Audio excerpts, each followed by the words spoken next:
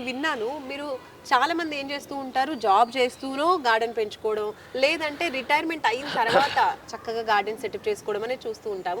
కానీ మీరు బ్యాంక్ ఎంప్లాయీగా ఉండి ఆ జాబ్ని వదిలేసి మరీ ఇటువైపు వచ్చేసి టోటల్ ఇంకా ప్లాంట్స్ పైనే మీరు గార్డెనింగ్ పైనే ఉన్నారు. అసలు ఎందుకు ఇంత ఇంట్రెస్ట్ జాబ్ను వదిలేసి కాదండి, నేను ఈ తోట నాకు పెట్టడానికి నాకు జ్ఞానోదయం చేసింది ఒక ఫారినర్. ఎందుకంటే నేను ఒక బ్యాంక్ సెమినార్కి బెంగళూరు వెళ్ళినప్పుడు ఆ బెంగళూరు హోటల్లో ఒక ఫారినర్స్కి ఒక సెమినార్ జరుగుతుంది, ఇంటర్నేషనల్ సెమినార్. దానికి జర్మనీకి సంబంధించిన ఒక సైంటిస్ట్ ఫెడరిక్ డిసోజా అని ఆయన వచ్చారు. ఆయన తన ఈ ట్యాగ్లో doctor something X Frederick D'Souza అని రాసుంటే నేను ఆయన ఒక మంచి ఫారిన్ డాక్టర్ కదా, నాకు థైరాయిడ్ అధిక బరువు ఉండేవాడిని, హై థైరాయిడ్ ఉంది, షుగర్ ఉంది, ఈ ప్రాబ్లమ్స్కి ఈయన మంచి మందులు ఇస్తారు ఫారినర్ కదా అని నేను పరిచయం చేసుకుని ఆయన అడగటం జరిగింది. సో ఆయన నేను ఫిజిషియన్ కాదు, నేను ఒక సెమినార్కి వచ్చాను, అగ్రికల్చర్ సైంటిస్ట్ని ప్లస్ సైకాట్రిస్ట్ని. సో నేను సెమినార్కి వచ్చాను కాబట్టి ఇక్కడికి వచ్చాను, సారీ అని చెప్పేస్తే నేను వెనక తిరిగి వెళ్ళిపోతుంటే మళ్ళీ పిలిచాడు. ఒక క్వశ్చన్ అడుగుతాను మిమ్మల్ని, ఆన్సర్ ఇట్ అని అడిగాడు. డైలీ లైఫ్లో మీరు ఏం తింటారో అని అడిగాడు. అంతే కదా, నేను మాకు దగ్గరగా 2 మార్కెట్లు ఉన్నాయి. ఎవ్రీ 3 డేకి నేను వెళ్ళి ఫ్రెష్ వెజిటబుల్స్ తీసుకొచ్చి ఫ్రెష్గా తినేవాడిని, అప్పుడప్పుడు నాన్ వెజ్ తినేవాడిని అని చెప్పాను. దట్స్ వై దానికే ఈ జబ్బులు వస్తున్నాయి అన్నాడు. ఆశ్చర్యపోయాను, నేను ఫ్రెష్ వెజిటబుల్స్ తింటే జబ్బులు వస్తాయా అని ఫస్ట్ టైం నేను అన్నాను. ఇది నాకు తెలియదు, అప్పుడు నేను రైతు బిడ్డనే, నేనే అనేక పురుగు మందులు కొట్టినోడినే. అది అప్పుడు నేను ఆయామయంగా చూస్తుంటే అప్పుడు ఆయన వచ్చి ఆయన ల్యాప్టాప్ తీసి నాకు కూర్చోబెట్టి ఐ విల్ ఎక్స్ప్లెయిన్ యూ అని ఒక 3 చార్ట్స్ చూపించాడు. ఆ 3 చార్ట్స్ ఏంటంటే ancient India, ancient India is richest country in the world అని ఒక చార్ట్ చూపించాడు. Next before green revolution in India, before green revolution in India every district head quarter there is a government hospital is there, board is there, doctor and patient is not there. Okay, doctor is there, patient not there. Doctor also doctor లేడు, patient లేడు. అప్పుడు hospital board ఉండేది. As of now in India each and every village street there is RMP, PMP, XYZ, full of patients. అన్ని జబ్బులు వచ్చినాయి with in the short period. ఇన్ని జబ్బులు, అప్పుడు పేషెంట్ లేడు, డాక్టర్ లేడు. డాక్టర్లు ఉన్నారు, వాళ్ళకి ఎంతమంది పేషెంట్లు అంతమంది పెరిగిపోవటం కారణం ఈ షార్ట్ పీరియడ్లో ఏం జరిగిందంటే గ్రీన్ రివల్యూషన్ వచ్చింది. కెమికల్స్ వేశారు, రసాయనిక ఎరువులు వేశారు. ఈ రసాయనిక ఎరువులు కెమికల్సే మన యొక్క స్ట్రెంగ్త్ని, మన యొక్క భూమి యొక్క సారాన్ని మనకు తెలియకుండా మొత్తం సర్వనాశనం చేసినాయి. రాబోయే కొద్ది రోజుల్లో ఆ మ్యూకస్ కూడా ఇలాగే వ్యవసాయం చేస్తే ఆ మ్యూకస్ ఉన్న మ్యూకస్ అయిపోయి పంటలు రావు. ఇంత పెద్ద దేశానికి దరిద్రం వస్తే ప్రపంచంలో ఎవ్వడు ఆదుకోడు. సో ఆహారం దొరకదు. వీటికి పరిష్కారం ఏంటి? ప్రతి ఒక్కడు ప్రొడక్షన్ చేయాలి. పూర్వం మన వ్యవసాయ విధానమే 85% వ్యవసాయంలోనే ఎంప్లాయ్మెంట్ ఉండేది. ఎంప్లాయ్మెంట్ అంటే పట్టణాల్లో ఉద్యోగం కాదు, అది నౌకరు చేయాలి. వ్యవసాయం అంటే రాజు పెట్టేటోడు. దీనికి అర్థాలు మారిపోయినాయి. ఈరోజు వ్యవసాయాన్ని వదిలేసి ఎవరికెంత భూములు ఉన్నా వదిలేసి పట్టణం వచ్చి అమ్ముకు తింటున్నారు. ఇది మంచి పద్ధతి. ఇది భవిష్యత్ తరాలకి మంచి పద్ధతి కాదు. లక్షల సంవత్సరాల నుంచి మన పూర్వీకులు మనకిచ్చిన ఈ యొక్క జాతి సంపదని మనం తర్వాత జాతికి మనం వారసత్వాన్ని నిలబెట్టవలసిన అవసరం అయితే ఉంది. కాబట్టి దీనికి ఒక సొల్యూషన్ ఏంటంటే, నాకు ఈ మిద్దె తోటలన్నీ తిరిగేటప్పుడు కలిగిన జ్ఞానోదయానికి నేను ఉద్యోగంగా చేయవలసింది వ్యవసాయం అని ఇటువైపు వచ్చాను నేను. సో ఇప్పుడు మీ హెల్త్ కండిషన్ ఎలా ఉంది? బాగుంది. అవన్నీ అంటే మీరు చెప్పినటువంటి బీపీ ఇవన్నీ కూడా అవన్నీ కంట్రోల్లో ఉన్నాను. కొంచెం ఎక్కువ తక్కువలు ఉంటాయి అంటే సహజము. బెంచ్ మార్క్ ట్రీట్మెంట్ అనేది అసహజము. Everybody is different, every body is different. But పెరగకుండా మనం హెల్దీగా ఉండడం అనేది తట్టుకోవడం.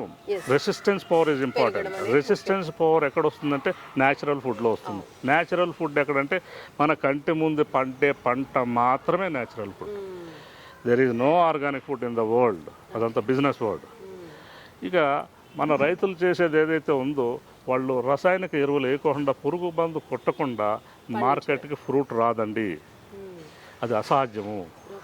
అవి తింటే మనం ఎంత డైరెక్ట్గా తింటున్నామంటే ఈ కూరగాయల్లో ఒక రైతు మధ్యాహ్నం 2 గంటలకు వెళ్ళి స్ప్రే చేస్తాడు, ఇంటికి వచ్చి స్నానం చేసి భోజనం చేసి తెల్లారి గంటల 3ంటికి వెళ్ళి ఫ్రూట్లు కోసి 6 గంటలకి ఆ వంకాయలు మార్కెట్కి తీసుకొస్తాయి, అవి పాట పెట్టి తనకు వచ్చిన డబ్బులతో వెళ్ళిపోతాడు. మనం ఫ్రెష్ వెజిటబుల్స్ అని మనం వెళ్ళి అవి తీసుకొచ్చి తింటాం, శుభ్రంగా కడుగుతాం. కడిగినంత మాత్రాన దేంతో కడిగిన పోదండి, రసాయనిక ఎరువు ఇన్పుట్ అయి ఉంటుంది లోపల. మీకు ఉదాహరణ ఎలా చెప్తా అంటే, ఇటీవల కాలంలో ఆలుగడ్డలు కానీ వంకాయలు కానీ అనేక రకాల కూరగాయలు ఉడకేస్తే ఉడకట్లేదు, అవి గట్టిగా ఉంటాయి. అవును, టమాటాలు కూడా అలానే ఉంటున్నాయి. ఎందుకనంటే 2 సార్లు 3 సార్లు పురుగు మందు కొట్టినట్టయితే ఆ కాయలో టాంపర్డ్నెస్ వచ్చి గట్టిపడిపోతుంది, అవి ఉడకవు, తింటే అరగవు, లోపలంతా విషమే. మనం అంతా అనుకుంటాం ఇళ్లలో మనకు పురుగు పట్టకోకుండా నీట్గా ఉందంటే చాలా శ్రేష్టమైంది అనుకుంటాం. పురుగు పట్టకోకుండా ఉందంటే పురుగుకు కూడా పనికి రాకుండా ఉన్నది అని అర్థం. ఏదైతే పురుగు పట్టిందో అది తింటే పురుగు తిన్నా చావలేదు కాబట్టి మనకి ఆరోగ్యకరమైంది అని అర్థం. ఈ పప్పులు ఉప్పులు అన్నీ కూడా జనరల్గా మీ ఆడవాళ్ళు ఏం చేస్తారంటే ఏదైతే పుచ్చు పట్టలేదో చాలా మంచిది అంటారు. నో, అది కాదండి. ఏదైతే పుచ్చు పట్టిందో అది మంచిది. అంటే పుచ్చు పట్టింది తినమని కాదు, పుచ్చు పట్టే రకంలో ఉన్నటువంటి శ్రేష్టమైన గుణాలు అవి. సరే, ఇందాక మీరు చెప్తూ ఉన్నారు ఫిషెస్ని పెంచిన వాటర్ ప్లాంట్స్కి ఇస్తూ ఉంటాం వైస్ వర్సాగా అని చెప్పారు కదా. అట్లా ఇవి నాకు తెలిసి ఫిషెస్ పెంచేవేనా? అసలు అక్కడ చూస్తూ ఉంటే కనిపిస్తుంది. అసలు ఇందులో ఫిషెస్ పెంచుతున్నారు కదా, అవి ఓన్లీ ఇట్లా ప్లాంట్కి వాటరింగ్ కోసమేనా, లేదంటే ఆ ఫిషెస్ని తినొచ్చు కూడానా? అవునండి, జనరల్గా మనం ఇంతకు పూర్వం చిన్న డబ్బాల్లో అక్వేరియంలో చిన్న ఫిష్లు పెండించేవాళ్ళం. బట్ ఇది అలా కాదు, డ్యూయల్ పర్పస్గా. ఇది నేను తింటాక నా ఇంటికి ఒక చుట్టూ వస్తే రేపు ఒక 3 నెలల తర్వాత మీరు వచ్చారనుకోండి, ఒక చేప తీసుకొని వండి మీకు పెడతాను. ఓ మై గాడ్, అంటే మొక్కలతో పాటు చేపలు కూడా పెంచుతున్నారు అనమాట. మన భారతీయ తత్వం ఏంటంటే నేచర్లో బతకాలి, ఎకో ఫ్రెండ్లీ ఎక్కువగా. మీరు ఏదైనా భాష పెట్టుకోండి, ఏదైనా వర్డ్ పెట్టుకోండి. నేచర్లో బతకాలంటే పశువు, పక్షి, జలజీవాలు, మొక్కలు అన్నిటితోటి మన పూర్వీకులు జీవించారు. నాకు అలాగే ఆవు ఉంది, వెనకాల కోళ్ళు ఉన్నాయి, ఇందులో చేపలు ఉన్నాయి. కోడి గుడ్లు తింటాం మేము న్యాచురల్గా, బయట కొనుక్కోము. ఆయిల్ కూడా కొనము. ఆయిల్ కూడా చిన్న కాంపాక్ట్ మిషన్లో మేము తీసుకుంటాం. అలాగే పిండ్లు కూడా మేము కొట్టుకుంటాం, బయట ఏది కొనుక్కోము. ఏది దొరకకపోతే ఆకులు తింటాం. సో ఇది మన పూర్వ విధానం అమ్మ. ఇప్పుడు ఏంటంటే ఎక్సెస్ ఫుడ్ తింటున్నాం, పనికిరాంది. పూర్వం సరిపడినంత కావాల్సినంత తినేవారు, అప్పుడు మంచి ఆహారం తినేవారు. అప్పుడు న్యాచురల్ ఫుడ్ దొరికేది. ఇప్పుడు న్యాచురల్ ఫుడ్ అనేది దొరకట్లేదు. ఇప్పుడు దొరకాలి అంటే న్యాచురల్ ఫుడ్ ఓన్లీ మన కంటి ముందు పండించుకునే ఆహారం మాత్రమే న్యాచురల్. మన వెనకాల పండే ఏది బంగారం కూడా న్యాచురల్ కాదు. ఓకే. అండ్ ఇప్పుడు చాలా మంది కూడా ఇలా ఆఫ్టర్ కోవిడ్ చాలా మంది కూడా అవేర్నెస్ వచ్చింది, టెర్రస్ గార్డెనింగ్ చేస్తున్నారు. కానీ కొంతమందికి ఇప్పటికీ కూడా డౌట్సే, అంటే కొన్ని రకాల పంటలు పండించలేకపోతున్నామనో, ఇప్పుడు మిర్చి తీసుకున్నాం అనుకోండి, చాలా తెగుళ్ళు వస్తూ ఉంటాయి. లేదంటే టమాటా అనుకోండి, ఒక కాపు వచ్చేసి చనిపోతూ ఉంటుంది. ఆకుకూరలకి కూడా కొన్ని రకాల పురుగులు వస్తూ ఉంటాయి. కాబట్టి స్ప్రేస్ మీద ఎక్కువ డిపెండ్ అవుతూ ఉంటారు. మరి మీరు ఏమైనా న్యాచురల్ స్ప్రేస్ సజెస్ట్ చేస్తారా? చేపలు పెంచుతున్నాం కదా, ఆ చేపల నీటిని వీటికి పంపిస్తాం ఫిల్టర్ చేసి. చేపల నీటిని ఫిల్టర్ చేసి వీటికి పంపిస్తే న్యాచురల్గా అన్ని రకాల పోషక పదార్థాలు వీటిగా ఉంటాయి. రెసిస్టెన్స్ పవర్ ఉంటుంది, టేస్ట్ ఉంటుంది. ముఖ్యంగా ఇందులో మీరు పండే ఏ పంట అయినా సరే, ఒక వంగ కానీ ఏదైనా కానీ, ఇంత తినే కూర మీరు డబల్ వేసుకు తింటారు, అంత రుచికరంగా ఉంటుంది. చాలా రుచి ఉంటుంది. పూర్వం మా చిన్నప్పుడు రుచికరమైన వంటలు మేము తిన్నాం, మీకు తెలియదు. ఇప్పుడు ఈ బజార్లో కొనే రుచి ఉండవు. ఆర్గానిక్ అని చెప్పి ఇంకొంచెం కాస్ట్ ఎక్కువగా కూడా అమ్ముతున్నారు. Organic word is business word. నేను అందుకని చెప్పాను, ఇది న్యాచురల్ సిస్టమ్. ఇది అతి తక్కువ నీటితోటి ఆ ఫిష్ వాటర్ని పంపిస్తున్నాం, అన్ని పోషక పదార్థాలు వీటికి అందుతాయి. ఇందులో ఎట్లా పంపాలి ఏంటి అనేది ఒక సిస్టమ్ ఉంది అక్కడ. ఆ సిస్టమ్ ప్రకారం మనం నేర్చుకొని, వ్యవసాయం కష్టమేనండి, జీవితంలో మనిషి బతకడం కూడా కష్టమే. ఏది కష్టం కాదు అనుకుంటే ప్రతి ఒక్కటి సాధించవచ్చు. కృషితో నాస్తి దుర్భిక్షం. మనం ఏదైతే మనం ఈజీగా ఉంటుందని చేయగలను అంటే చేసుకోవచ్చు. ఇప్పుడు ఇట్లాంటి సిస్టమ్ ఒకటి మనం చిన్న ఇంటి మీద ఏర్పాటు చేసుకుంటే నేను చేసేది ఏం లేదు, ఆటోమేషన్. అక్కడ వాటర్ అదే వస్తుంది, వాటర్ అదే కట్ ఆఫ్ అవుతుంది, నా టెర్రస్కి ఎటువంటి ప్రాబ్లం లేదు. అలాగే అక్కడ చేపలు రోజు పొద్దున్న వస్తాను, ఆ చేప మాట్లాడుతుంది నాతోటి, ఈ మొక్క మాట్లాడుతుంది, నా ఆవు మాట్లాడుతుంది, నా కోడి మాట్లాడుతుంది, వీటన్నిటితో మాట్లాడతాను. సో నా మనసు నా వయసు కంటే తేలిగ్గా ఉంటుంది. అర్థమైందండి. అంటే ఇంకా పైనుంచి ఏ స్ప్రేస్ కూడా ఇవ్వరు, ఇంకా అది కూడా పెద్ద పని నిజానికి. అనేక రకాల పిట్టలు వస్తున్నాయి చూసారా, అవును, చిన్న చిన్న పిట్టలు. ఇవన్నీ అనేక పిట్టలు గూళ్ళు పెట్టుకుంటాయి ఇక్కడ, చిన్న చిన్న గువ్వలు పిట్టలు ఇవన్నీ. మీకు ఇది వరకు చూస్తా కూడా కనపడే కావు. అట్లాంటివి ఇప్పుడు వచ్చి రకరకాల పిట్టలు ఇక్కడికి వచ్చి బతుకుతున్నాయంటే ఒక చిన్నది ఇది. హైదరాబాద్లో 50 ఎకరాల పైన టెర్రస్ ఉంది. టెర్రస్ ఓన్లీ 50 ఎకరాల్లో ఇళ్ళ పైన ఉండే కప్పు, ఆఫీసులు, రోడ్లు, చెరువులు ఇవన్నీ చెప్పట్లేను. 50 ఎకరాల టెర్రస్లో మనం ఒక 40% ఇట్లాంటి గ్రీనరీ కనుక మనం ఏర్పాటు చేసుకున్నట్టయితే కాలుష్యం అనేది అసలు రానే రాదు. నేను ఈ గార్డెన్ ఇంత 1000 అడుగుల్లో ఈ గార్డెన్ పెడితే నేను ఇందులో కాయలు ఆకులు తింటున్నాను. ఇక్కడ 20 అపార్ట్మెంట్లో వాళ్ళు ఫ్రీగా ఆక్సిజన్ తీసుకుంటున్నారు. వాళ్ళకి తెలియదు, ఇతను ఏదో పిచ్చి పని చేస్తున్నాడు అనుకుంటారు. వాళ్ళకి ఫ్రీగా ఆక్సిజన్ ఇస్తున్నాను, వాళ్ళ చిన్న పిల్లలకి ఎడ్యుకేషన్ ఇస్తున్నాను. ఏ విత్తనానికి ఏ మొక్క వస్తుంది, ఏ మొక్కకి ఏ కాయ కాస్తుంది అనే నాలెడ్జ్ ఈ మొక్కల్ని వీటిని చూస్తే ఆ చిన్నపిల్లలకు వస్తుంది. లక్షలు పెట్టి మీరు ఖర్చు పెట్టి పెద్ద పెద్ద స్కూళ్ళల్లో వేసిన ఆ ప్రాక్టికల్ నాలెడ్జ్ రాదు. ఇందులో సహజ సిద్ధమైనటువంటి ప్రకృతిలో మమేకమైనటువంటి నాలెడ్జ్ వస్తుంది. వాళ్ళు పిల్లలు కూడా చాలా ఎంతో గుణవంతంగా పెరుగుతారు. వాళ్ళ ఆలోచన విధానమే మారిపోతుంది. నేచర్తో ఉంటే నిజంగా చాలా బాగా పెరుగుతారంటారు పిల్లలు కూడా. సార్ నా పక్కన అది కనిపిస్తుంది, ఇదేంటి, అన్ని ఫ్లైస్ కనిపిస్తున్నాయి అందులో. అవునండి, ఇది ఒక ట్రాపర్. ఇది ఒక ట్రాపర్ అన్నమాట. మీరు అన్నారు కదా పురుగులు రావని. అసలు పురుగులు రాకపోతే పంట రాదు, ఏ కాయ రాదు. పాలినేషన్ జరగాలి. పాలినేషన్ జరగాలంటే ఇవి ఏదైతే ఈ పువ్వు ఉందో ఈ పువ్వు యొక్క స్మెల్ అనేక కిలోమీటర్ల దూరం వెళ్తుంది. ఆ ఈగకి తెలుస్తుంది, కొన్ని కిలోమీటర్ల నుంచి వస్తుంది.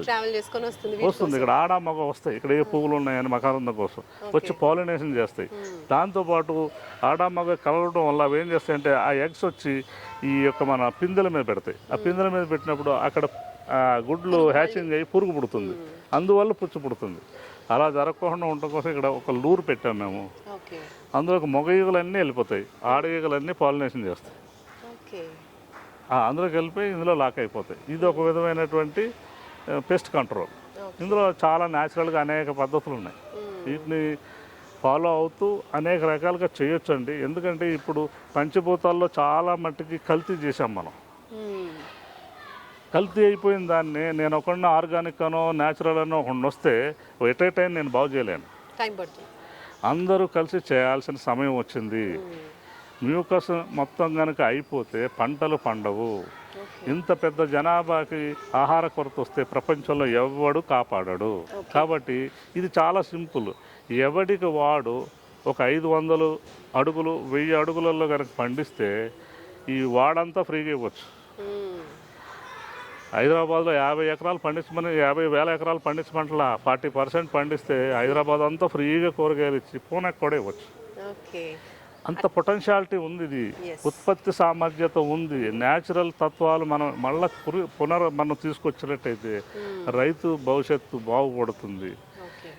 ఈ విధంగా ఆలోచించి ఇప్పుడు కమర్షియలైజేషన్లో మనం కమర్షియల్గా మీరు ఇంత పెట్టారు కదా ఎంత లాభం వస్తుంది అంటే నా కుటుంబ ఆరోగ్యానికి లక్షలు కోట్లు నేను సంపాదిస్తున్నా. ఒకసారి తీసుకెళ్ళి హాస్పిటల్లో పెడితే ఉన్న ఆస్తి రాసిచ్చేయాలి. అయినప్పటికీ హెల్త్ బాగుంటుంది అన్న గ్యారంటీ లేదు. ఎందుకంటే నేను ఈ మాట ఎవరినో క్రిటిసిజం చేయడం కోసం ఇంకోటో నేను చెప్పట్లేదు. ఇది నా స్వయంగా నేను అనుభవించినటువంటి అనుభవంతో చెప్తున్నా. ఇంకా పైన ఇంకా ఈ వాటర్ కాకుండా ఇంకేమి ఇస్తూ ఉంటారు ఇందులో? మనకేంటంటే జనరల్గా పెస్ట్ అనేది వచ్చినప్పుడు ఒకసారి ఏదైనా పెస్ట్ కనపడటం చేత్తో తీసేస్తాం. చిన్నది కదమ్మా, ఒకసారి రోజు 2 సార్లు తిరుగుతాం. పురుగు కనబడి తీసేస్తాం. That's all. అప్పటికి కంట్రోల్ కాకపోతే మన ఇంట్లో ఏదైనా అనేక నూనెలు ఉంటాయి కదా, ఏ నూనె అయినా సరే ఒక 10 ml నూనెని తీసుకొచ్చి ఒక 10 ml కుంకుడుకాయ రసమో లేదా డిటర్జెంట్ సోప్లోనో మిక్స్ చేయాలి. ఓకే. ఆయిల్ని వాటర్ ఫామ్లోకి తీసుకురావాలి. ఆయిల్ డైరెక్ట్గా కొడితే మొక్కలు చచ్చిపోతాయి, రెస్పిరేటరీ ప్రాబ్లం వచ్చి. దాన్ని వాటర్ కింద పాలల్లా అవుతాయి. అప్పుడు అవును. దాన్ని స్ప్రే చేశారనుకోండి, ఆ స్మెల్కి దూరంగా వెళ్ళిపోతాయి. నీమ్ ఆయిల్ స్ప్రే చేయొచ్చు. లేదా మన ఇంట్లో ఫంగల్ డిసీజెస్ వచ్చినప్పుడు మన ఇంట్లో మన వంటశాలే అన్నిటికీ మెడిసినల్ ఇది ల్యాబ్. దేనికైనా ఇప్పుడు ఫంగల్ డిసీజెస్కి మనం సోడా వాడతాం. ఆ సోడాని ఒక 10 గ్రాము సోడాని నీళ్ళలో కలిపి కొడితే అది పోతుంది. ఇలాగ ఎల్లుల్లిపాయని కొంచెం దంచి నీళ్ళల్లో మరగబెట్టి దాన్ని ఇంగుతో కలుపుకొని కొడితే సర్వరోగ నివారణ ప్లస్ ఎరువు, అన్ని రోగాలకి అదొకటే మందు. ఈ పైన వచ్చే మొక్కలు మార్చటము, వచ్చే జబ్బుల్ని ఎలా నివారణ చేయటం అనేది యూట్యూబ్లో ఈరోజు సెల్ ఫోన్ ఉంటే 1,00,000 మంది ఉన్నారు చెప్పడానికి. అనేక మెథడ్స్ ఉన్నాయి, రకరకాల మెథడ్స్ ఉన్నాయి. ఏ మెథడ్ అయినా ఫాలో కండి, న్యాచురల్గా ఫాలో కండి. రాసాయనిక ఎరువులు, పురుగు మందుల జోలికి వెళ్ళకండి, అవి తినకండి. కుటుంబంలో ఉన్న పెద్దల్ని పిల్లల్ని కూడా ఆరోగ్యపరంగా రేపు పొద్దున్న తీవ్రమైన ఇబ్బందులు ఎదుర్కొన్నప్పుడు ఆర్థికపరమైన నష్టాలు చాలా కలుగుతాయండి. దానివల్ల లాభం ఏం లేదు మనకు.